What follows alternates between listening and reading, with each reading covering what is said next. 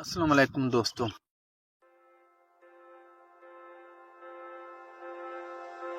مالٹی کھانے کے بعد دودھ پینے سے ہیضہ ہو سکتا ہے۔ اکثر لوگوں کا کہنا ہوتا ہے کہ مالٹی کھانے کے بعد دودھ نہیں پینا چاہیے کیونکہ اس سے دودھ پھٹ جاتا ہے اور ہیضہ ہونے کا امکان ہوتا ہے، جبکہ سائنسی طور پر اس میں کوئی حقیقت نہیں ہے۔